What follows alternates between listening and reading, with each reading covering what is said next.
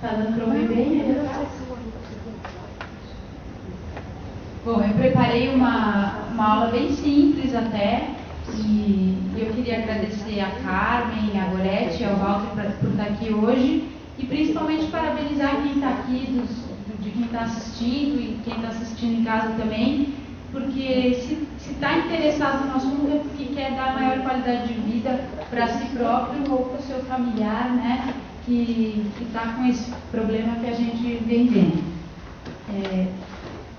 Confesso que foi uma aula difícil de preparar, porque a doença de Huntington é uma doença que abrange diversos graus de acometimento. Então, foi difícil preparar porque tem desde aquela pessoa que está num grau bem leve e que tem poucas dificuldades, com poucos sintomas, até aquela pessoa que tem um acometimento bem mais grave, que já é uma pessoa acamada e que, consequentemente, tem dificuldades bem maiores e se torna uma pessoa praticamente dependente.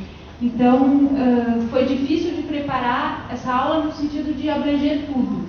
Por isso que eu fiz dicas mais simples, e eu diria dicas, porque, na verdade, cada um vai adaptar isso aí à sua vida e às suas dificuldades, né? Vai adaptar a melhor forma de utilizar isso para o seu dia a dia. Então, eu preparei essa aula principalmente, vou falar um pouquinho da doença de Huntington, que muitos de vocês sabem e conhecem ela muito melhor do que eu, né? Então, eu vou falar bem rápido disso.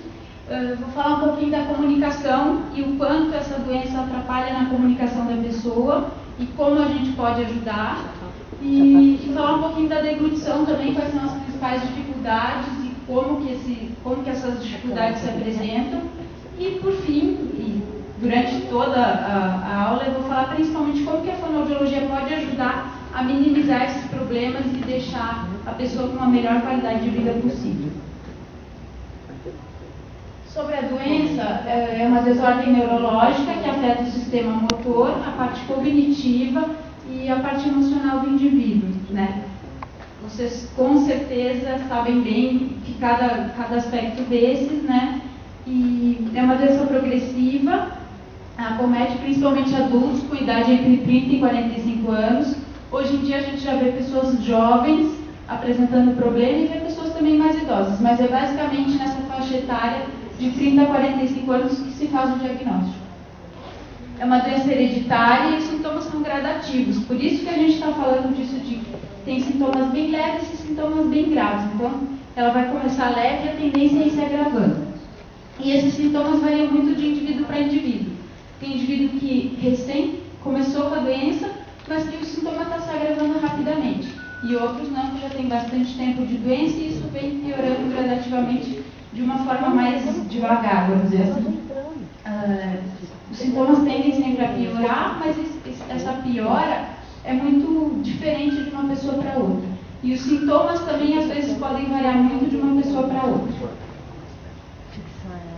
As principais alterações motoras é a presença de movimentos involuntários, né? Então, o doente está o tempo inteiro se mexendo, ele tem movimentos que não são intencionais dele, ele faz isso sem querer.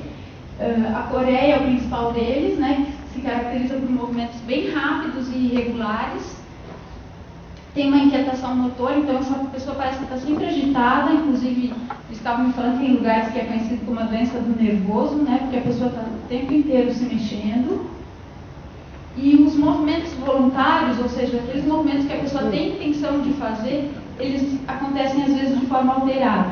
Então, por exemplo, vai pegar um copo, a mão vai além da conta, ou a mão vai antes, ou a força que ele está aplicando naquele movimento é uma força que não é adequada, ela vai ou mais forte ou mais fraca, enfim, o movimento que ele tem a intenção de fazer, ele é muitas vezes um movimento que não é correto, não é o mais adequado.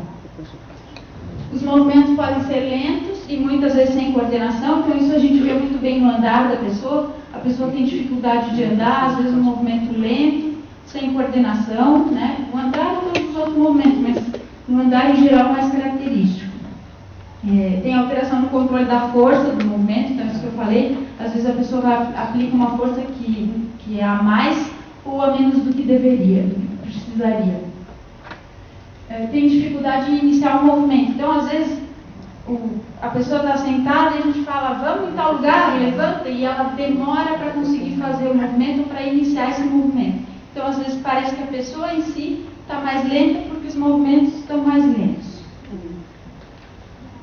Das alterações cognitivas, a principal dela, a que talvez apareça primeiro, é a memória deficiente, né? Então esquece muita coisa, às vezes esquece onde guardou as coisas, esquece os nomes das pessoas, né? Tem tendência a esquecer coisas bem simples.